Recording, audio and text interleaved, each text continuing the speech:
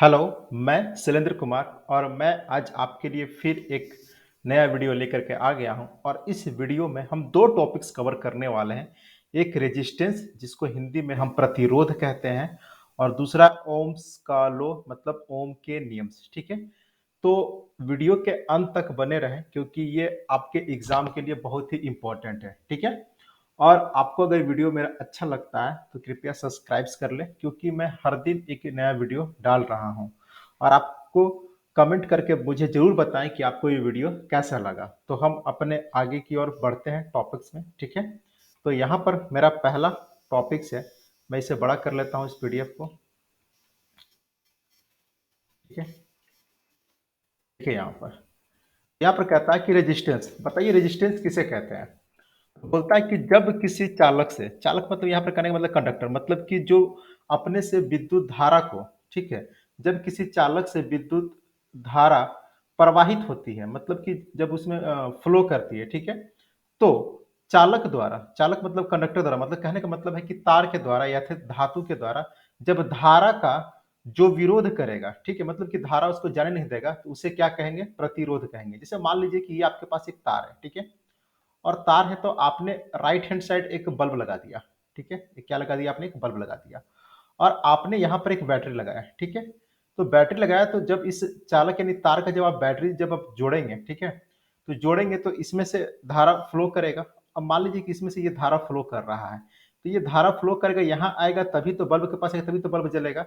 लेकिन यहीं पर बीच में मान लीजिए कि यहाँ पर कोई इसको रोक देता है, ठीक है, इसको क्या कर देता है, कोई रोक देता है, धारा को आगे बढ़ने नहीं देता है। ठीक है, तो इसी येलो को हम लोग क्या बोलेंगे, रेजिस्टेंस बोलेंगे, प्रतिरोध बोलेंगे। मतलब कहने का मतलब है कि जब किसी चालक से विद्युत धारा प्रवाहित करते हैं तो चालक द्वारा धारा का जो विरोध करता है, ठीक है, क्या करता है, जो विरोध करता है उसे ही हम क्या कहते हैं, प्रतिरोध कहते हैं, मतलब रेजिस्टेंस कहते हैं। ठीक है, अब देखिए यहाँ पर यह है कि इसे आर द्वारा सूचित करते हैं। इसे किसे, रेजिस्टेंस में किसके लिखते हैं हम लोग, आर द्वारा सूचित करते हैं।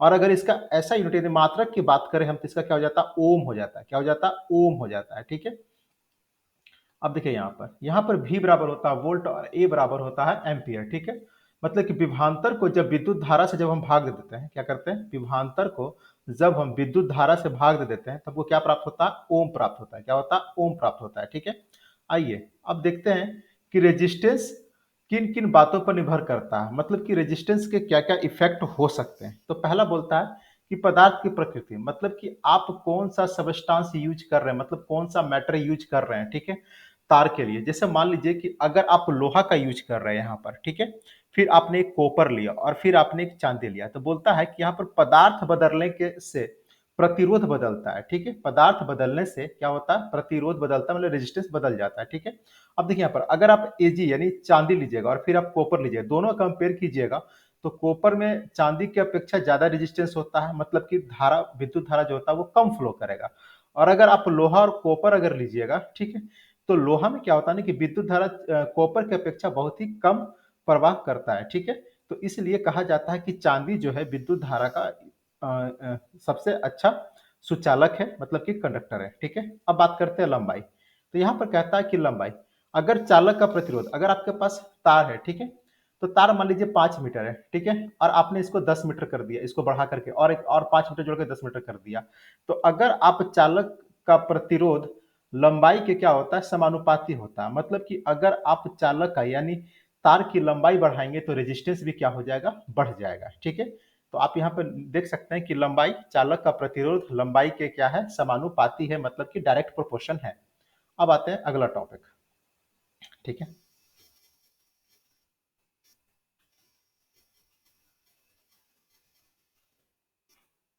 देखिए अगला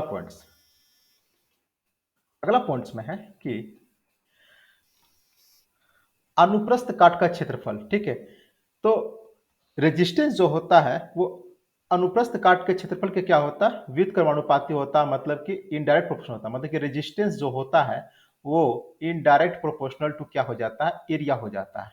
आया बात समझ में। अगर हम किसी ये वाला, इसको हम लोग क्या बोलेंगे, एरिया बोलेंगे। ये जो तार का ये जो देख रहे हैं ना, ये गोल वाला ये क्या बोलेंगे, एरिया बोलते हैं। ठीक है, तो अगर हम एरिया बढ़ा देंगे, अगर मान लीजिए कि इसको बड़ा कर देंगे, ठीक है, तो रेजिस्टेंस मेरा क्या हो जाएगा, घट जाएगा। क्यों, रेजिस्टेंस मेरा क्या हो जाएगा, घट जाएगा। तो जब भी आपसे पूछे किसी तार का एरिया, मतलब कि क्रॉस सेक्शनल एरिया अगर हम बढ़ा दें तो रेजिस्टेंस क्या हो जाएगा, तो घट जाएगा। और अगर हम इसी को अगर मान लीजिए कि छोटा कर देते हैं तो रेजिस्टेंस क्या हो जाएगा, बढ़ जाएगा। क्यों? क्योंकि रेजिस्टेंस जो होता है क्रॉस सेक्शनल एरिया के क्या होता है, इनवर्स प्रोपोर्शन होता है। क्या होता है? इनवर्स प्रोपोर्शन होता है, यानी व्युत्क्रमानुपाती होता है। तो एक पॉइंट, थर्ड पॉइंट क्लियर हुआ। अब बात करते हैं चौथे पॉइंट्स की। ठीक है, तो चौथे पॉइंट्स में है कि तापमान, टेम्परेचर। ठीक है, तो तापमान बढ़ाने से धातु का प्रतिरोध बढ़ता है और घटाने से घटता है। आप देखे होंगे कि ठंडी के दिनों में आपके घर में वोल्टेज क्या होता है, ज्यादा होता है, लेकिन गर्मी के दिनों में वोल्टेज क्या होता है, कम हो जाता है। ठीक है, क्यों? क्योंकि गर्मी के दिनों में आपका तार हीट हो जाता है और तार हीट होने के साथ क्या होता है, रेजिस्टेंस बढ़ जाता है। तो जब रेजिस्टेंस बढ़ जाएगा तो इलेक्ट्रिक करंट को प्रवाह नहीं होने देता है। ठीक है, और ठंडी के दिन में क्या बोलते हैं, तार ज्यादा गर्म नहीं होता है, जिस कारण से रेजिस्टेंस कम होता है और उसमें क्या होता है, इलेक्ट्रिसिटी आराम से पार होता है। तो आप यहाँ पर कह सकते हैं कि रेजिस्टेंस जो होता है वो टेम्परेचर के क्या होता है, समानुपाती, मतलब कि डायरेक्ट प्रोपोर्शन होता है। मतलब कि टेम्परेचर बढ़ेगा तो रेजिस्टेंस क्या बोलते हैं, रेजिस्टेंस भी बढ़ेगा, और टेम्परेचर घटेगा तो रेजिस्टेंस भी क्या होगा, घटेगा। ये किसमें? ये सिर्फ धातु में। और मैंने यहाँ पे लिख दिया है कि नोट करके कि अर्धचालक, अर्धचालक मतलब बोलते हैं सेमीकंडक्टर। तो कुछ हमारे एलिमेंट्स है जैसे सिलिकॉन हो गया, जर्मेनियम हो गया, ठीक है ना, उसका प्रतिरोध ताप अगर बढ़ेगा तो क्या हो जाएगा, घट जाता है, यानी उल्टा हो जाता है। मतलब कि सेमीकंडक्टर में क्या होता है ना, कि रेजिस्टेंस जो होता है वो टेम्परेचर के क्या होता है, इनवर्स प्रोपोर्शन होता है। इसको याद कर लीजिएगा। ठीक है, मैंने यहाँ पर नहीं लिखा है, लेकिन मैंने ये डायग्राम यहाँ पर बना दे रहा हूँ आपके लिए। ठीक है, कि यहाँ पर देखिए, यहाँ पर क्या होता है, रेजिस्टेंस जो होगा, ठीक है, मैं फिर से एक बार रिपीट कर दे रहा हूँ। ठीक है, कि यहाँ पर कहते हैं अर्ध, मतलब सेमीकंडक्टर। तो सेमीकंडक्टर के लिए रेजिस्टेंस जो होगा वो ताप के यानी टेम्परेचर के क्या हो जाएगा, इनवर्स प्रोपोर्शन हो जाएगा। मतलब कि सेमीकंडक्टर में अगर टेम्परेचर बढ़ा देंगे तो रेजिस्टेंस क्या हो जाएगा, घट जाएगा, और टेम्परेचर अगर घटा देंगे तो रेजिस्टेंस क्या हो जाएगा, बढ़ जाएगा। लेकिन वही अगर मैं धातु की बात करूं, किसकी बात करूं, धातु मतलब कि मेटल की बात करूं, तो रेजिस्टेंस जो होता है वो टेम्परेचर का क्या होता है, समानुपाती होता है। ठीक है, मतलब टेम्परेचर बढ़ाने से बढ़ेगा और घटाने से घटेगा रेजिस्टेंस। ठीक है, तो ये मैंने 4 पॉइंट्स आपको बताए हैं। अब हम आगे बढ़ते हैं। देखिए यहाँ पर कुछ की पॉइंट्स हैं। यहाँ पर ये कह रहा है कि अति निम्न ताप पर, मतलब कि अति निम्न ताप मतलब कि एकदम निम्न ताप, मतलब कि एकदम 0 डिग्री से भी अगर कम कर देंगे, क्या कर देंगे, एकदम शून्य कर देंगे। ठीक है, मतलब कि बहुत ही ठंडा कर देंगे, टेम्परेचर एकदम कूल कर देंगे, तो धातु अति चालक हो जाएगा। अति चालक कहने का मतलब होता है कि उस तार से, ठीक है, इलेक्ट्रिक बहुत ही आसानी से और पूरी तेजी से जाएगा। ओके, और यही अगर अर्धचालक की बात करेंगे, कि अगर अर्धचालक मतलब कि सेमीकंडक्टर में अगर हम निम्न ताप कर दें, मतलब कि टेम्परेचर को पूरा लो कर दे, तो क्या हो जाएगा, कुचालक हो जाएगा। मतलब कि पूरी तरह से एकदम बैड कंडक्टर हो जाएगा। क्या हो जाएगा, बैड कंडक्टर हो जाएगा। ठीक है, अब बात करते हैं कि तार को खींचकर एन गुना करने से प्रतिरोध कितना हो जाता है, एन स्क्वायर गुना हो जाता है। जैसे मान लीजिए कि आपका कोई तार है, ठीक है, ये क्या है, आपका तार है, तो इसका तार क्या है, जैसे इसका तार, इसकी तार की लंबाई कितनी है, 2 है। ठीक है, और हम इसको अगर खींच करके लंबा करेंगे ना, तो इसका इसका रेजिस्टेंस कितना हो जाएगा, 4 गुना हो जाएगा। ठीक है, जैसे मान लीजिए कि अगर 3 होगा, तो अगर इसको खींच के लंबा करेंगे तो कितना हो जाएगा, 3 3 9 गुना रेजिस्टेंस हो जाएगा। ठीक है,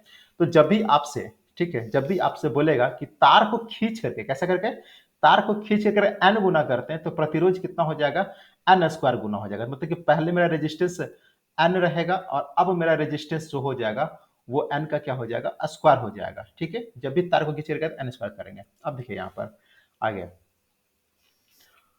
अगर तार की लंबाई एन गुनी कर दिया, सिर्फ लंबाई को बढ़ाया, यहाँ पर खींचा नहीं है, याद रखिएगा। अगर तार की लंबाई एन गुनी है तो प्रतिरोध भी कितनी होगी, एन गुनी। जैसे मान लीजिए कि रेजिस्टेंस आपका जैसे मान लीजिए कि 2 था, और आपने इसका प्रतिरोध कितना कर दिया, 2 कर दिया, तो ये भी कितना हो जाएगा, 2 हो जाएगा। ठीक है, मतलब कि लंबाई अगर एन गुना करेंगे, अगर लेंथ बढ़ाएंगे तो रेजिस्टेंस भी क्या हो जाएगा, 2 गुना हो जाएगा। ठीक है, कोई क्लियर, यहाँ कोई दिक्कत यहाँ तक? आगे, प्रतिरोध को मीटर ब्रिज या व्हिटन ब्रिज से मापते हैं। आपसे पूछा जाए कि प्रतिरोध को किससे मापते हैं, तो आप याद रखेंगे मीटर ब्रिज या फिर व्हिटन ब्रिज से मापते हैं। ये वाला इंपॉर्टेंट है, व्हिटन ब्रिज। ठीक है, तो मैं एक बार और पॉइंट्स को क्लियर कर दे रहा हूं कि अति निम्न ताप पर, मतलब कि बहुत ही लो टेम्परेचर पर धातु एकदम गुड कंडक्टर हो जाता है। ठीक है, ठीक है, और अर्धचालक जो होता है एकदम लो टेम्परेचर पे वो बैड कंडक्टर हो जाता है। अगर किसी तार को खींच करके एन गुना कर दे, खींच करके लंबाई, अगर लंबाई जैसे मान लीजिए कि 2 है, और फिर मैंने इसको खींच करके कितना गुना कर दिया, 4 गुना कर दिया, तो ये कितना हो जाएगा, रेजिस्टेंस कितना हो जाएगा, 16 गुना हो जाएगा। ठीक है, अब आगे बढ़ते हैं।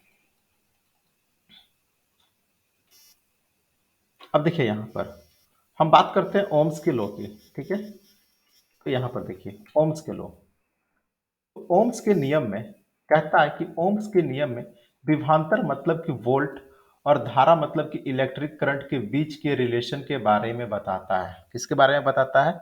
ओम के नियम और विभवांतर और धारा के बीच के संबंध के बारे में बताता है। अब बोलता है नेक्स्ट पॉइंट कि ओम के नियम में ताप मतलब कि आपका टेम्परेचर कांस्टेंट होना चाहिए और रेजिस्टेंस भी क्या होना चाहिए? कांस्टेंट होना चाहिए, ठीक है। तो ओम के नियम में दो चीज कांस्टेंट होते हैं, पहला टेम्परेचर और दूसरा क्या होता है? रेजिस्टेंस। अब देखिए यहाँ पर नियत ताप पर किसी चालक से प्रवाहित धारा का मान विभवांतर के समानुपाती होता है, ठीक है।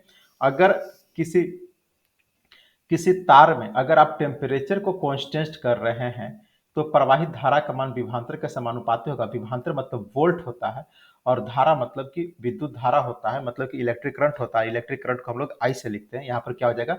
भी डायरेक्ट प्रोपोर्शनल इक्वल टू आई हो जाएगा, ठीक है। और इसी को समानुपाती को हटाने के लिए जब हम यहाँ पर आर देंगे, रेजिस्टेंस देंगे, तो ये क्या हो जाएगा? V बराबर आई हो जाएगा, जहां पर आर क्या होता है? कांस्टेंट होता है और आर क्या है? रेजिस्टेंस है। और आई बराबर क्या होगा? धारा करंट हो जाएगा और V बराबर क्या हो जाएगा? वोल्ट हो जाएगा, ठीक है। तो आज मेरा वीडियो आज के लिए मेरा वीडियो इतना ही, ठीक है। आई होप मेरा वीडियो आपको अच्छा लगा हो, तो कृपया करके लाइक कर दें, शेयर कर दें, सब्सक्राइब कर दें और अपने दोस्तों के साथ बिल्कुल शेयर कर दें, ठीक है। तो धन्यवाद। Thank you very much.